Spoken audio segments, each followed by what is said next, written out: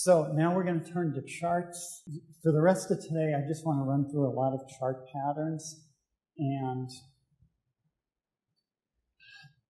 there are a lot of different kinds of charts. And we're going to look at different kind of charts. And I'm going to reinforce this a few times. The best chart to use is the one you like to use and you're comfortable using. So a bar chart contains the least amount of information. A line chart uses the least amount of information, but it can be just as useful as any of these other styles. Most people like to use a candlestick or a bar because somehow they think there's more information in there. There can be, but you can make money with any style as long as you apply it consistently and with discipline. So here's what they look like. And here's how you can see they all generally show the same pattern. So a line chart, bar chart, you can see the highs, the lows at exactly the same levels, the same with the candlestick. The point and figure chart we're going to break out in detail shortly. It focuses on the trend. So all a point and figure chart is going to give you is a precise buy and sell level. And that can be very useful. With any of the other kind of charts, you kind of have to look and make a judgment about where your buy or sell level is. With the point and figure, it's predefined, and it's going to keep you on the right side of every move. With another kind of chart style, you're going to have a disciplined approach. You can say, I will buy a break above here, I'll sell a break here. The point and figure forces that information into an easier format. So the one to use is the one that you decide you're most comfortable with. You can, as long as you're consistent and disciplined, be profitable with absolutely any kind of a chart. So you're going to have the tools by the end of today to see what you're most comfortable with. Bloomberg, a few years ago, allowed their data to be used to show what users of the Bloomberg terminal are looking at. And the majority of Bloomberg users were looking at line charts. In Asia, we had a plurality towards candlesticks. And then in the Middle East, we had plurality back to the line chart. Most charts are longer term, 31% are intraday. So even on Bloomberg, most people are just looking at the chart for buy signals and not getting overly involved. And we'll also see later which indicators they use. When you're looking at a very, very long-term pattern, it's best to use a log scale. So the log scale is the insert here, the arithmetic scale. The difference is you lose a lot of information as you go back in time with the arithmetic scale. This is the stock market crash in 1929. Here it is on the log chart. Here it is on the arithmetic chart. You can't even notice it.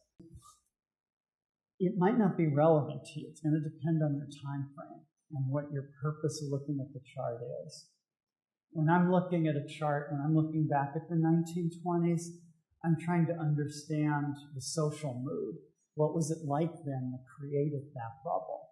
So I do want to see a little bit more detail in here.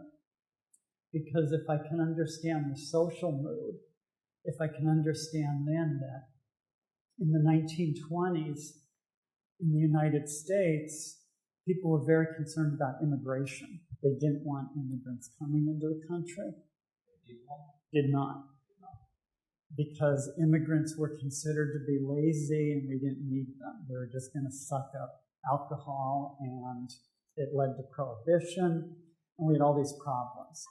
That all sounds very similar to me to what's happening in today's world, where no country wants immigrants because immigrants are going to bring problems in. So we did have that pretty nasty problem in the 20s, but prior to that, The Dow gained 500% from 1921 to 1929. So eventually, the social mood created a problem. But there was something very bullish about the run-up to the crash. And we've had a very bullish run-up here around the world. We have markets at new all-time highs, and it will break, but the social mood can be studied because the chart tells you to look back. Is there something similar about that period? When you see the chart pattern lining up, like in here, we had the world basically in transition. We had, at the end of World War II, the US is the only country left. Europe and Japan are rebuilding. And we saw the transition to those other countries. So maybe that's something we're seeing now. We're seeing a transition to the new world leadership. And that could lead to a trading range like we had from 66 to 82, as who knows where it's going to come from. But new countries may step in to displace the United States role as they did in the 60s. That's, I think, the value of the log chart. It keys you in on which sections of history to study. The line chart does give you the information that you need. This is the FTSE, and it goes back,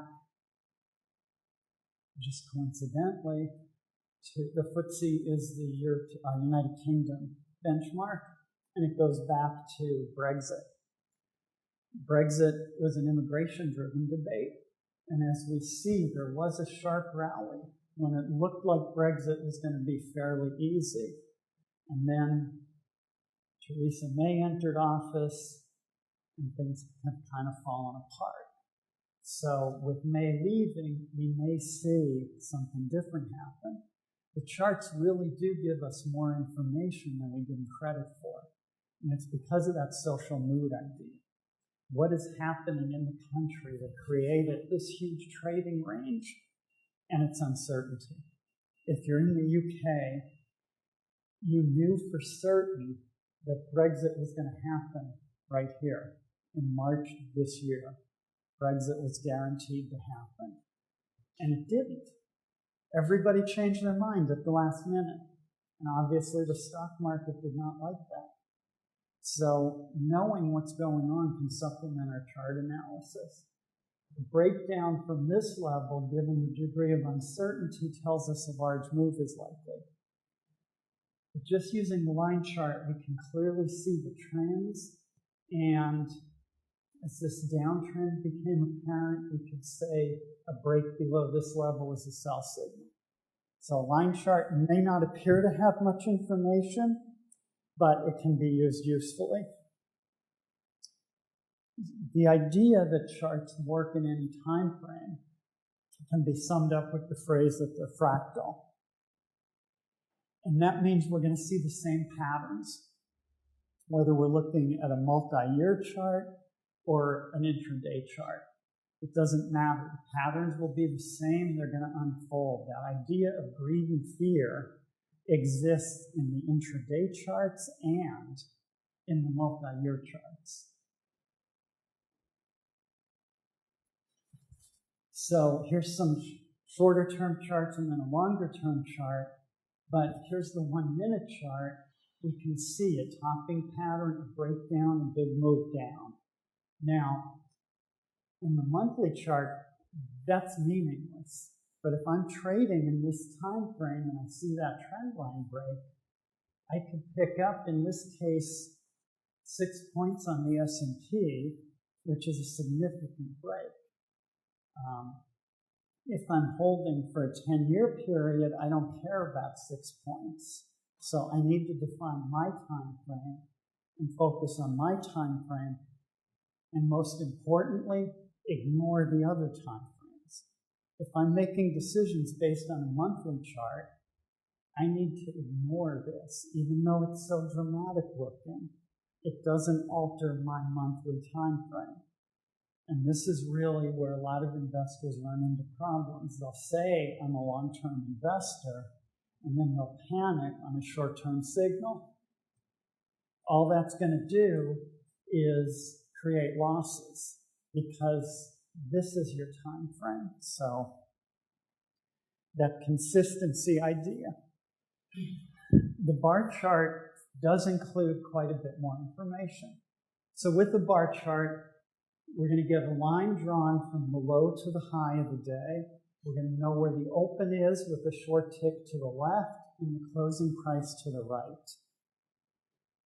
What that tells us is during the day, we could see how volatile the day was. The length of this line compared to the bars on the other side is telling us traders are getting more volatile or less volatile. And that can be useful because volatility tends to move in cycles. So volatility will increase and then decrease over time. So if you see the bars starting to get longer, that's telling you volatility is increasing, and it's going to increase until it reverses. How's that for a precise rule? But there's information in that you'll be able to use as we look at other indicators.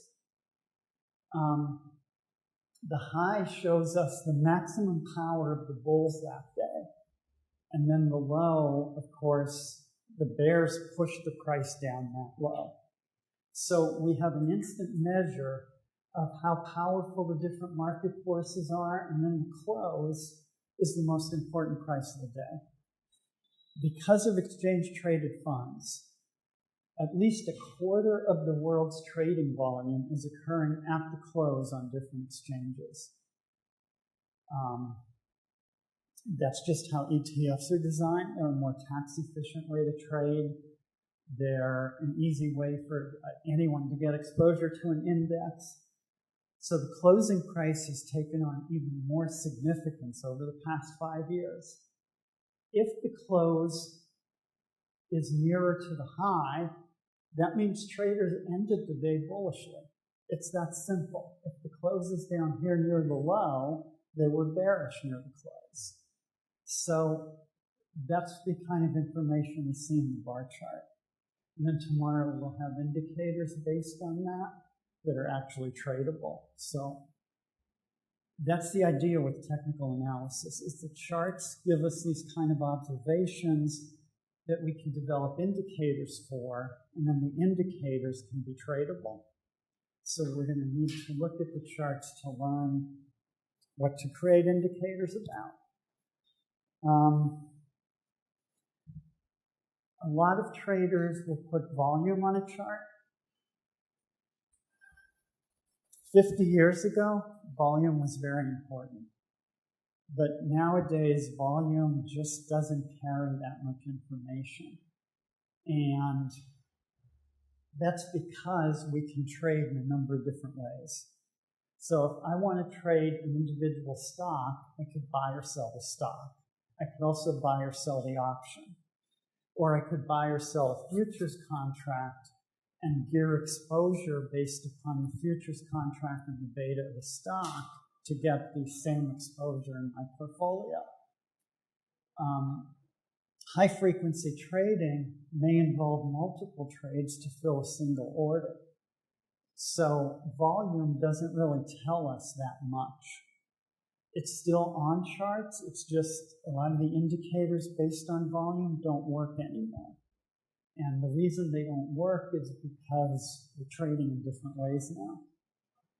So if you were to put in an order to purchase 50 shares, a high-frequency trading firm is going to fill that. Back in the old days, a market maker would just hand you 50 shares, volume would show as 50. Now the high-frequency trading firm is going to go out and get those 50 shares for you. So they may buy 10 here, 12 here, and so on, and end up buying 58 shares. Then they'll sell 8 of those, give you your 50, and volume will show up as 158 because they've done all that extra trading. So I would say ignore volume. We'll talk about it a few times over the next 2 days, but if you're not going to ignore it, just understand it doesn't mean what the book says it means anymore, because markets do evolve. Candlestick chart is similar to a bar chart in that it contains the open, close, high, low. And it's a more visual approach because the difference between the open and the close consists of a rectangle. If the close is greater than the open, that rectangle is not filled in, and it's filled in if the close is lower. So if the close is lower, prices are being weighed down, and we fill in the chart to weigh it down. It's sinking. If the close is higher, it's floating away, so we leave that open. Candlesticks are filled with stories like that. There's hundreds of pattern names. Each is a great story. A lot of it is pure marketing because they make up the stories as they go. But there is that extra bit of information in the color of the bar that some people do find useful. It's important to remember that candlestick patterns consist of 1 to 3 candles. That means they're forecasting the next 1 to 3 candles worth of price action. They are not forecasting long-term trends because they're a short-term indicator. So it's important to remember candlesticks are short-term and you cannot project long-term trend reversals based on them. And it's also useful to confirm it with other indicators. A lot of people do like volume. Personally, I don't, but you may find it useful. So here's candlesticks. They're generally drawn either with the black and white filled in, unfilled in, or a green and red configuration.